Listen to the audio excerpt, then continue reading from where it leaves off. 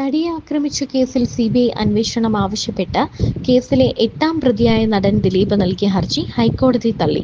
വിചാരണ അവസാന ഘട്ടത്തിൽ എന്ന് വിലയിരുത്തിയാണ് ഹൈക്കോടതി നടപടി. 4 വർഷം മുൻപാണ് ദിലീപ് ഹൈക്കോടതിയിൽ ഹർജി നൽകിയത്. ഈ ഹർജിയാണ് കോടതി തള്ളിയത്. മുഖ്യപ്രതി പൾസർ സുനി 7 വർഷത്തെ ജയിൽവാസത്തിന് ശേഷം അടുത്തിടെയാണ് ജാമ്യത്തിൽ പുറത്തിറങ്ങിയത്. ഇതേ ആവശ്യം ഉന്നയിച്ച് മുൻപ് നടൻ ദിലീപ് സിംഗിൾ ബെഞ്ചിനെ സമീപിച്ചെങ്കിലും കോടതി ആവശ്യം തള്ളിയിരുന്നു. തുടർന്ന് 2019 ദിലീപ് ഡിവിഷൻ ബെഞ്ചിനെ സമീപിച്ചത്. സുതാര്യവും പക്ഷപാതരഹിതവുമായി അന്വേഷണം നടക്കാൻ സിബിഐ അന്വേഷണം വേണം എന്നായിരുന്നു ദിലീപിന്റെ ആവശ്യം.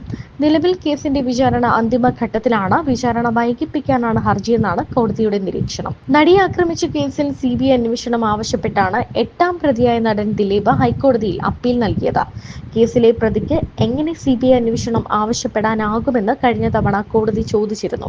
കേസിലെ വിചാരണയ്ക്കെതിരെയുള്ള പ്രതിരോധമായിട്ടാണ് സിബിഐ അന്വേഷണം ആവശ്യം ഉയർത്തുന്നതെന്നും ഡിവിഷൻ ബെഞ്ച് നിരീക്ഷിച്ചിരുന്നു. കേസിന്റെ വിചാരണ അന്തിമഘട്ടത്തിലാണെന്നും പ്രോസിക്യൂഷൻ വാദം അവസാനിച്ചുവെന്നും സർക്കാർ കോടതിയെ അറിയിച്ചിരുന്നു. സിബിഐ അന്വേഷണത്തിനായി കഴിഞ്ഞ 6 വർഷം അപ്പീലിലെ ആവശ്യം ഹർജിക്കാരൻ താൽപര്യത്തോടെ ഉന്നയിച്ചില്ലെന്നും സർക്കാർ കുറ്റപ്പെടുത്തിയിട്ടുണ്ട്. സുതാര്യവും പക്ഷപാതരഹിതവുമായ അന്വേഷണത്തിന് സിബിഐ അനിവാര്യമാണെന്നായിരുന്നു ദിലീപിന്റെ വാദം.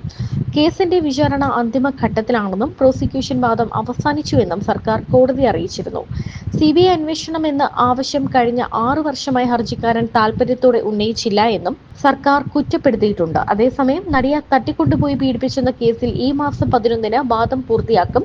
കേസിന്റെ വിചാരണ ഇനിയും നീട്ടാൻ കഴിയില്ലെന്ന് വിചാരണ കോടതി പ്രോസിക്യൂഷനെയും പ്രതിഭാഗത്തെയും അറിയിച്ചിരുന്നു. അന്തിമ വാദം പൂർത്തിയാക്കിയാൽ കേസ് വിധി പറയാൻ മാറ്റും. 8ാം പ്രതി നടൻ ദിലീപിന്റെ വാദമാണ് 1.5 മാസമായി വിചാരണ കോടതിയിൽ നടക്കുന്നത്. 2018 മാർച്ച് 8-നാണ് കേസിൽ വിചാരണ തുടങ്ങിയത്.